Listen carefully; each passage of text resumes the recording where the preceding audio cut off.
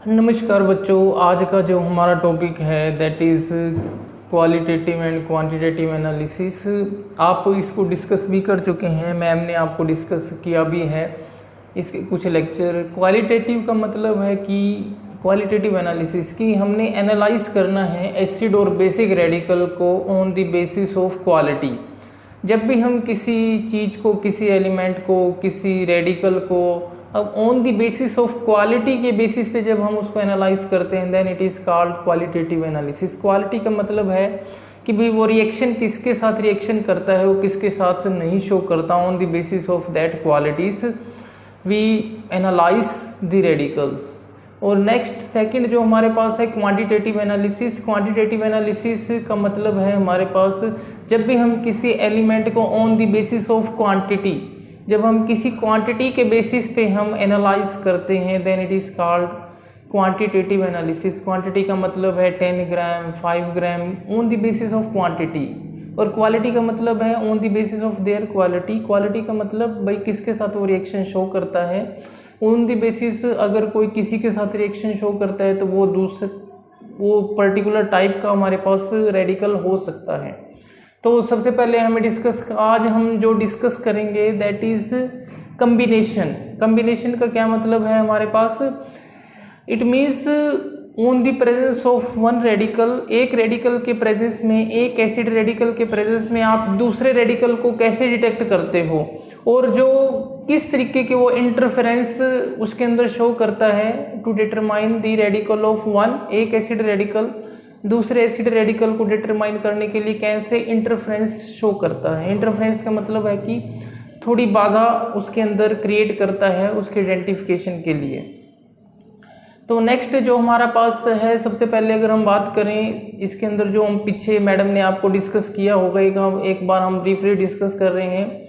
Solubility product. Solubility product क्या होता है, equal to the product of concentration of its ion, यानी कि कंसंट्रेशन की आयंस का product to raise in the saturated solution with each concentration term raise to the power equal to number of ion produce. कितने number of ion produce होते हैं और उसकी power को हमने कंसंट्रेशन टर्म की पावर को रेस कर देना है, ठीक है, on dissociation of 1 mole of substance. Similarly अगर आपसे कोई पूछे आयनिक प्रोडक्ट, आयनिक प्रोडक्ट क्या होता है, simple product of concentration of ions की अगर प्रोडक्ट करें हम that is called ionic product, उसको हम बोलते हैं आयनिक प्रोडक्ट। फॉर एग्जांपल अगर हम सोल्युबिलिटी प्रोडक्ट को किसी एग्जांपल से समझे, हमारे पास हमने ये रिएक्शंस शो की है। सबसे पहले सिल्वर क्लोराइड हमारे पास सॉलिड फेज के अंदर है, when it converted into solution के अंदर जब ये कन्वर्ट होता है then it dissociate into ions Ag positive and Cl negative. तो अगर हम इसको एट इक्विलिब्रियम पे देखें, the concentration of product divided by concentration of reactant equal to equilibrium constant K।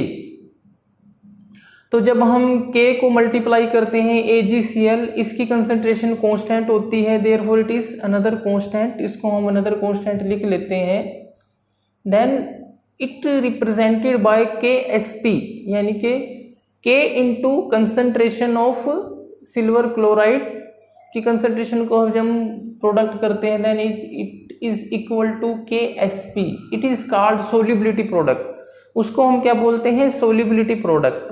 और जो आयनिक प्रोडक्ट है हमारे पास वो सिंपल आयन की कंसंट्रेशन का product is called ionic product, उसको हम क्या बोलते हैं, आयनिक प्रोडक्ट। और सोल्युबिलिटी प्रोडक्ट अगर हमारे पास जैसे कि यहाँ पे हमने शो नहीं किया हुआ, यहाँ पे Ag यानी कि एक ही सिल्वर आयन है, एक ही क्लोराइड आयन है, अगर ये इनकी कंसंट्रेशन यानी कि कंसंट्रेशन जो है टर्म अगर हमारे पास 1 होती या 2 होती तब हम रेस कर देते पावर के अंदर, then it is called solubility product, उसको हम क्या बोलते हैं, सोल्युबिलिटी प्रोडक्ट। ओके, नेक्स्ट हमारे पास क्या है, common ion effect. Common ion effect हमारे पास क्या होता है, कॉमन आयन इफेक्ट की अगर हम बात करें it means the suppression of degree of dissociation. हमें वीक एसिड का सप्रेशन डिसोसिएशन को सप्रेस करना है, यानी कि कोई हमारे पास वीक एसिड है या फिर वीक बेस है, उसकी डिसोसिएशन को हमने सप्रेस करना है। सप्रेस आप कैसे करोगे? अगर उसके अंदर आप एक स्ट्रॉन्ग इलेक्ट्रोलाइट डाल देते हो,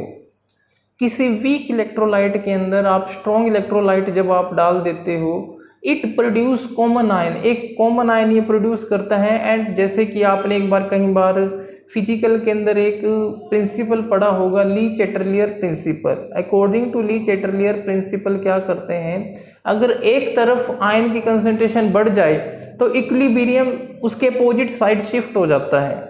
अपोजिट साइड शिफ्ट होने का क्या मतलब है? इसका मतलब उसकी डिसोसिएशन कम हो जाती है। उसके बेसिस पे हम इसको प्रेसिपिटेट आउट करते हैं रेडिकल के आयंस के।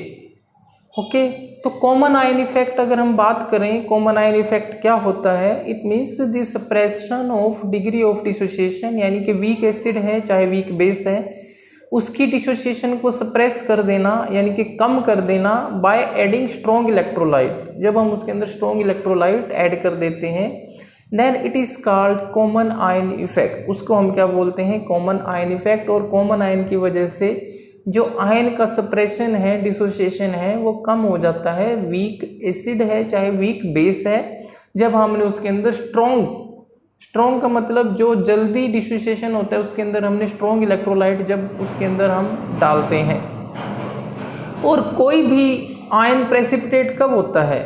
प्रेसिपिटेशन के लिए एक लिमिटेशन है, या फिर लिमिटेशन क्या है, ये कंडीशन आप कह लो भाई, आयनिक प्रोडक्ट जब तक सोलिबिलिटी प्रोडक्ट से ज़्यादा नहीं होगा तब तक वो प्रेसिपिटेट नहीं आउट होंगे। यानी कि प्रेसिपिटेशन के लिए क्या कंडीशन है? Ionic product should be excess, यानी फिर मोर देन, ज़्यादा होना चाहिए सोलिबिलिटी प्रोडक्ट से। अगर हमें प्रिवेंट करना है, यानी कि किसी को प्रेसिपिटेट नहीं करना, तो आयनिक प्रोडक्ट कम रखना चाहिए, यानी कि हमें कम रखना पड़ेगा अगर हमें किसी चीज़ को प्रेसिपिटेट आउट नहीं करना है। ओके, नेक्स्ट अगर हम बात करें एसिड रेडिकल की, हम यहाँ पे एसिड रेडिकल की बात कर रहे हैं और कम्बिनेशन भी हम एसिड रेडिकल का ही डिस्कस करेंगे।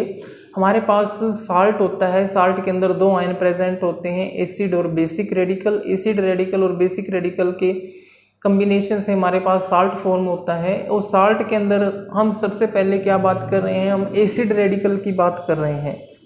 अब एसिड रेडिकल कौन कौन से हमारे पास होते हैं और कितनी कैटेगरी के अंदर हम उसको डिवाइड कर सकते हैं?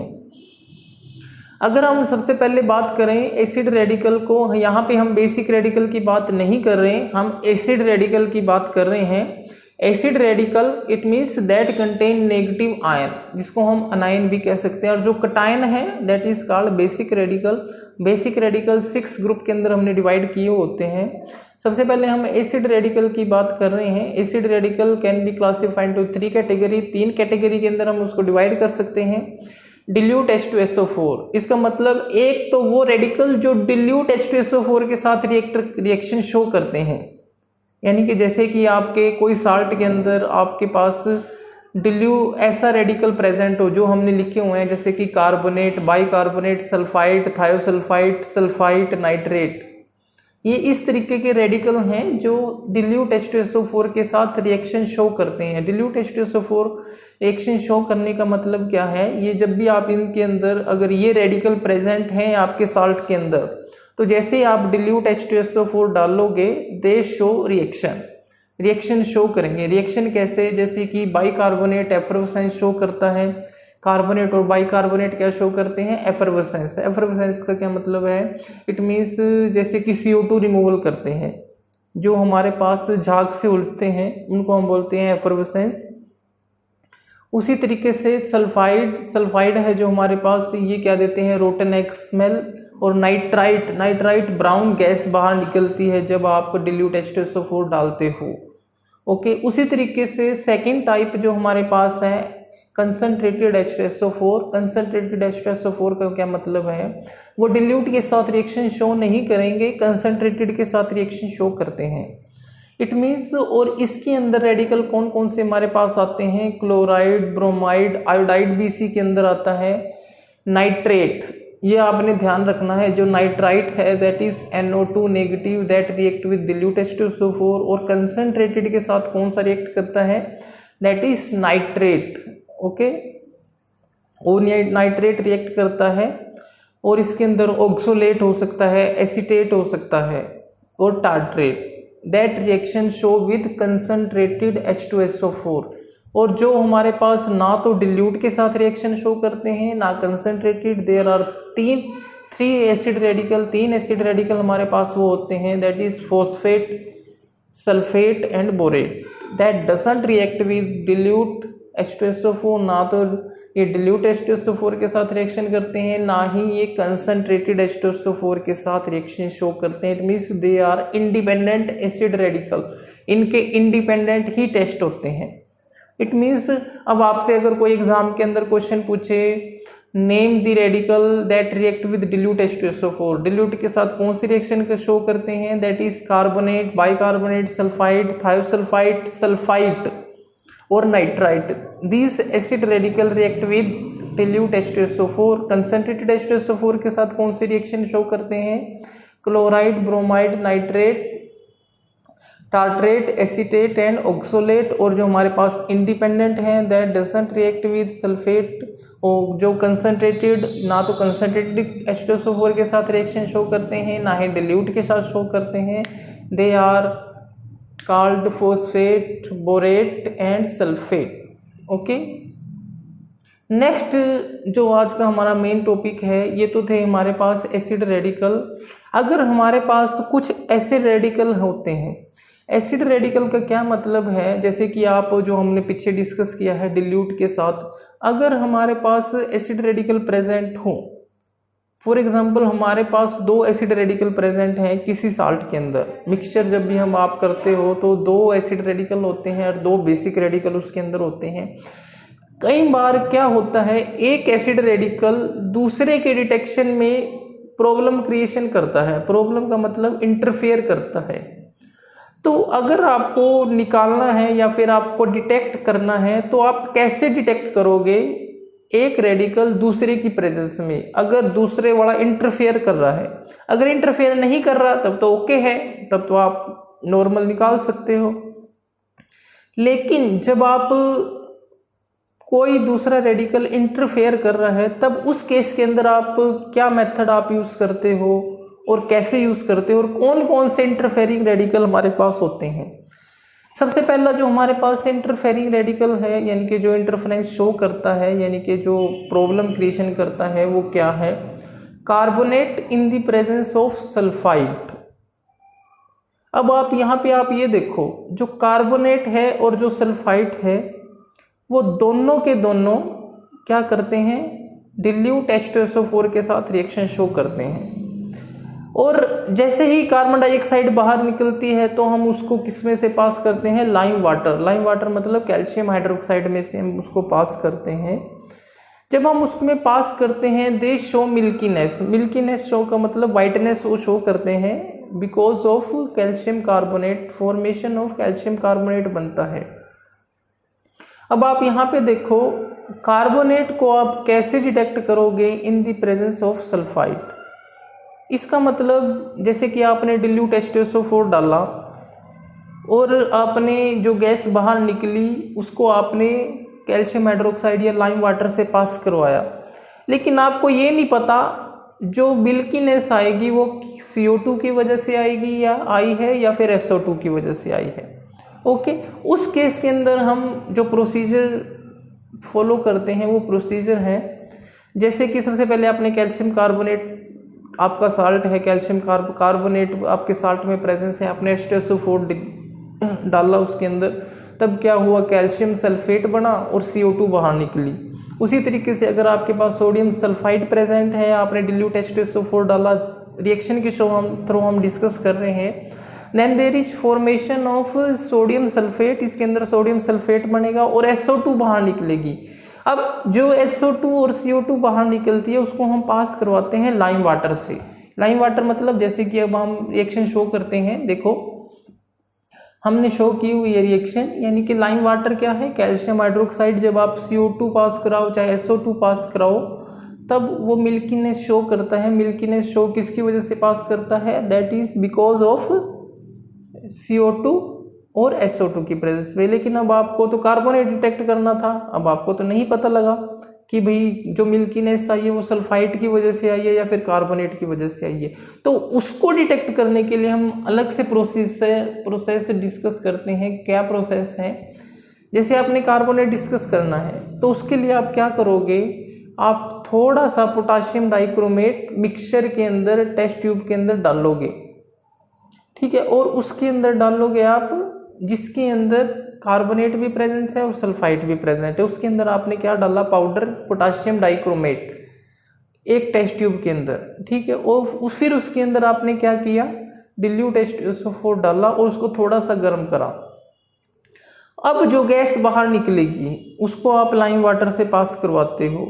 जैसे कि गैस बाहर निकली और उसको आपने लाइम वाटर से पास करवाया, अगर लाइम वाटर मिल्की हो जाता है इसका मतलब वो मिल्कीनेस किसकी वजह से आई है? कार्बोनेट की वजह से। और सल्फाइड की वजह से क्यों नहीं आई? क्योंकि जो सल्फाइड है हमारे पास वो ऑक्सीडाइज हो जाता है H2SO4 के अंदर जब आप उसके अंदर पोटाशियम डाइक्रोमेट डालते हो तब, ठीक है। और इसका मतलब जो SO3 थी यानी कि SO3 था वो तो सोल्यूशन के अंदर चला गया और जो CO2 थी वो गैस के रूप में बाहर निकल आई। इस तरीके से आप कार्बोनेट को डिटेक्ट कर सकते हो in the presence of sulphide. Okay, अगर हम इसकी रिएक्शन शो करें, रिएक्शन देखें तो क्या है? जैसे आपने पोटाशियम डाइक्रोमेट डाला H2SO4 उसके अंदर आप डालते हो तो that converted into potassium sulphate और क्रोमिक सल्फेट के अंदर कन्वर्ट हो जाते हैं और नीसेंट ऑक्सीजन। और उसके बाद जो आपका सल्फाइड था, सल्फाइड जो SO2 थी वो वाटर और ऑक्सीजन के साथ रिएक्शन करके दोबारा वो क्या बना देती हैं? H2SO4, यानी कि SO2 बाहर नहीं निकलती, वो सॉल्यूशन के अंदर ही रह जाती है और सॉल्यूशन क्या हो जाता है? ग्रीन।